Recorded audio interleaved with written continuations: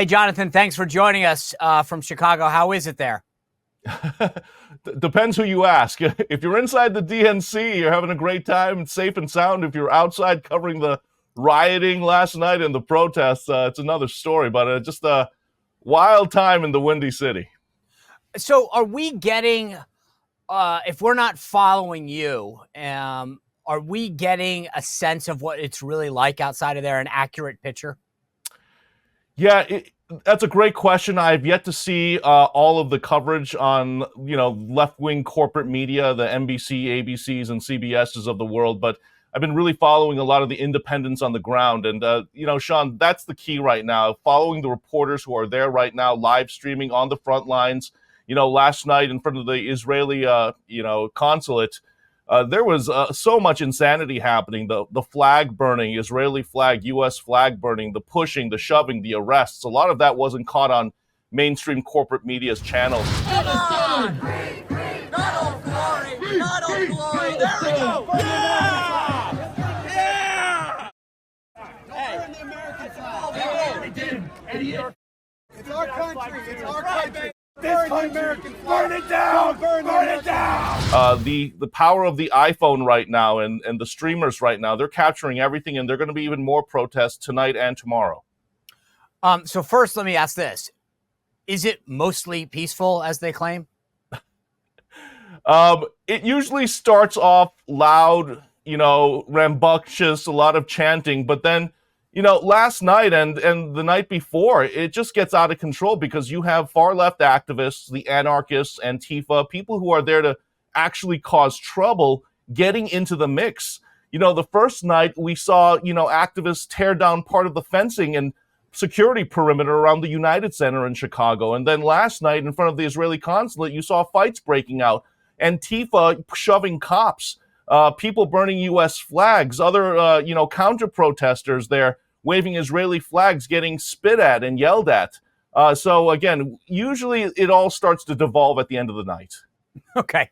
But getting back to my question, I want to, during like the BLM riots, which were mostly peaceful, there was a lot of vandalism and destruction of property. If you walk through Chicago the morning after these riots, is that the case? Or is it like just people to people, a lot of yelling or a lot of, trash and just that kind of stuff? Or is it actual vandalism? 2 days in a row now, I followed the protest route, and it's been actually pretty decent compared to 2020. I was covering the BLM riots in Seattle, and I saw the aftermath. I saw the broken windows. I saw the spray paint and the graffiti all over the walls of small businesses. I don't see that in Chicago, and I think it's really because I'm seeing the police force out here 10x compared to the protesters right now, and they're not messing around. Chicago police, give them a lot of credit for controlling the situation, and anytime they see someone trying to vandalize a building or a sidewalk, they immediately swarm them, move in, and arrest. So this, I was actually, that was my next question. But think about this. Think about you. So let me just get this straight, Jonathan, because I don't want to put words in your mouth. But are you saying that the police are doing their job?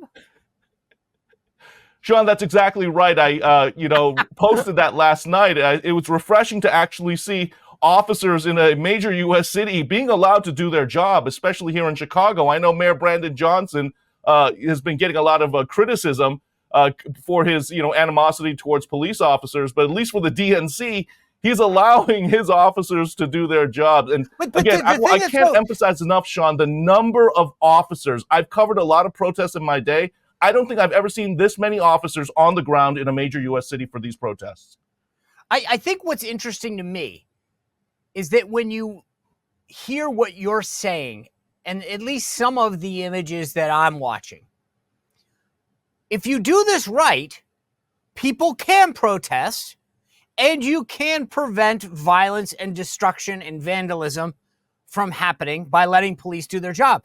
It's the left has kind of created this construct that it's one or the other.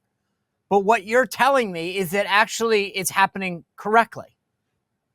Yeah, this is the model. And I think what's happening, at least the past couple nights, sends a strong message not only to other far-left activists bent on causing destruction in other cities, but also to police agencies out there. I had several police sources contacting me, texting me over the phone from Seattle last night saying, wow, Choe, look at the Chicago cops. They're feeling emboldened. They're making arrests. They're actually going after these thugs. So they're doing a great job, and I hope this, again, sets a new tone and precedent in the U.S. So what's the grievance, right? It's obviously all, is it like, give me a percentage. Is it 100% support of Hamas and pro-Palestinians? Look, Sean, this is a smorgasbord of protesters and activists who have been bussed and flown in from all over the U.S. Of course, you have a strong Chicago-based contingent, but I want to emphasize these are far-left activists. These are people who hate both sides. They hate the Democrats. They hate the Republicans. You heard chants down with America. You know, these are anarchists. These are people who want to bring a full-blown revolution. They hate free market capitalism. That's who these people are. These people are commies, Marxists, all mixed in, pushing the pro-Hamas agenda as well as reproductive rights and, of course, rights for illegal immigrants. Yeah, they should feel at home with a bunch of people that are pretty much espousing communist ideas there at the DNC. You know, you talk about them flying in or whatever. Who's paying for all this? Well, it's really hard to tell. Of course, you hear the name George Soros, thrown around a lot. But I look at the placards of some of these activists holding the signs, and you see groups like, Socialist Alternative. You see other, leftist Jewish groups. So you have, again, a lot of these nonprofits right now. Workers Strike Back. That's another group that's funding some of this stuff, who are holding, press conferences on the side. Or last night I attended a meeting at a local church here in Chicago right before this protest. And it was a group of Marxists who, again, were talking about how to bring a revolution and leverage these national opportunities and moments to push their agenda. And is it, you say they hate everybody. Anyone who's an actual American, that's what it seems like. Right. But is it, if you had to sort of maybe narrow it down, is there more just general hatred, if you will, towards everybody? Is it more towards the Democratic Party? Is it to Kamala, the person? Is it to Biden? Or is it just, hey, we're pissed and we're going to protest? Look, Sean, you've covered and you've watched a lot of these as well. I think it's all of the above. I've seen signs against Kamala and Joe Biden calling them war criminals. At the same time, you have signs, people holding signs against Trump. So again, it's not just the focus on both parties. It's actually pushing an ideology and an agenda right now. Again, these protest groups are being fueled by the communist, Marxist, leftist groups who all have a different plan for America. It's just so fascinating. It's how little we actually have gotten to see of this. And, this is how we started the conversation. But it's like if people like you with your iPhone weren't putting this information out, the media would be doing its best to pretend it's not happening. Yeah, Sean, it really is stunning. I did read a brief blurb on NBC, .com this morning, and they simply described the folks on the ground causing all the destruction and the rioting, militants. But they didn't get into the nuance. And for anyone on the ground, if you look, it's not just the people wearing keffiyehs. You have people dressed in black bloc. There's clearly Antifa out there, clearly leftist, Marxist, socialist, communist groups, and that's not being reported, and that's doing a disservice to Americans. They've got this Planned Parenthood bus there. And I don't know if you've taken advantage of this, but you can get an abortion or a vasectomy. How have you been able to go by this? Like, is this well attended? Are people getting their free vasectomies? Yeah, it actually is. And there was a waiting list. So I did go by, but I didn't bother to get in line. I didn't want to wait. And I don't need a vasectomy. Can you imagine, by the way, like being like, you know what? When we go to the DNC, let's go to the bus. I mean, I'm not anyway. It's literally like there's a line. Yeah, there's a line. And, again, this is the Democrats pandering to its base and really focusing on reproductive rights. And also now they're bringing in the other narrative. It's not just about the women. It's also about the men. So again, that's why the vasectomy piece is coming in here. So I wasn't able to go inside and take a tour of the bus, but one of my other team members did. And, they're giving tours now. And I'm sure, Sean, you've heard to a lot of influencers, the Democrats flying in influencers from all over the world, to go into this What bus they and give talk you a about how tour great of it a is. bus where they give you a snip? Yeah, that's it. That's exactly the one. People are being given tours. If you want to come down, Sean, you can get a tour. No, but I will say this. Of all the things that the Democrats and the left have done, I fully support as many of those nut jobs getting vasectomies as possible. I think they should get them earlier in life, too, just so that they don't reproduce. So I hope that that line continues and the bus sticks around forever. Yeah, it's going to be here for a couple more days, Sean. Okay. I also want to ask you about the recent reports about RFK. His running mate, Nicole Shanahan, was on a podcast yesterday. She kind of alluded to potentially dropping out and supporting Trump. Is that something that you're hearing about among people there? Are they worried, or do they want RFK support? Do they care about RFK? Does he have any support there? Well, if I'm just going based off of the chants and, the placards and the signs, no mention of RFK, politically, I think, at least in this race, he's sort of become irrelevant. But yeah, I'm hearing those rumors as well that he's going to drop out in the next few days and support Trump. Jonathan, aside from like the protests and the vasectomy bus, is there anything else that is happening outside of the confines of the United Center that the media is also not discussing, some sort of undercurrent issue? There was a lot of concern with how they treated Joe Biden night one, right? It was, hey, look, here's your speaking spot at 1 a.m.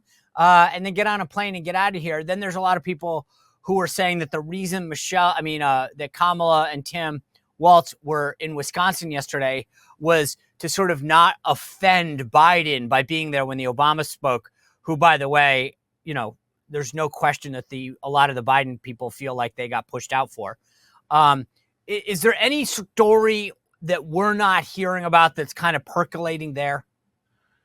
Well, I haven't been personally focused as much on the inside of the DNC, but yeah, a lot of palace intrigue there. I've been focused primarily on the stories outside of the DNC Convention Center, outside the United Center in McCormick Place. And one of the big issues right now that I think all the delegates are seeing, you just can't ignore the illegal immigration crisis. You have migrants on every single street corner. Initially, Mayor Brandon Johnson was allegedly trying to push all of the illegals outside of the city, but the suburbs of Chicago, the leaders there, they didn't want to have anything to do with it. So you have children, begging on street corners, selling candy.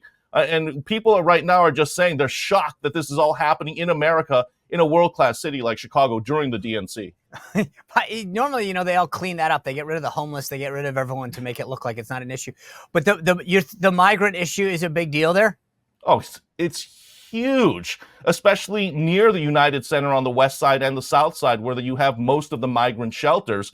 And of course, I'm staying at a hotel right now just 10 minutes away from the United Center, and there's a migrant camp of more than 200 just a few blocks away. Now, that's a story I'm going to be covering. And, Sean, this is another story that's being underreported. Think about all the resources being taken away from America's homeless to cater to these illegal immigrants. And I've interviewed several homeless here in Chicago, and they're furious. They're not getting the same services, the same treatment, the same resources. Look, it's veterans who aren't getting the care because they're pushing out. I know of a story of a school in New York where the family's furious that their kids got kicked out of the school because they're housing illegals there. I mean, it's all sectors. It's not just America's homeless. It's America's veterans. It's America's school kids. I mean, this is unbelievable, and it's all self-inflicted. Jonathan, I appreciate you being with us. The insight is so important because one of the reasons that this show, I think, is helpful and critical is because people like you come on and tell us what we're not hearing. And you've done an excellent job out there really making sure that the mainstream legacy left-wing media can't cover up something from us. Yeah, Sean, at the end of the day, I always say the video don't lie. I mean, the video is so powerful. I mean, same thing I say about Kamala Harris platform as well. Right. Jonathan, stay safe out there. We hope you see you again. Thanks, Sean, for amplifying the message. You bet. Well, if you enjoyed this content, make sure to like this video, subscribe, and click the notification bell to get more.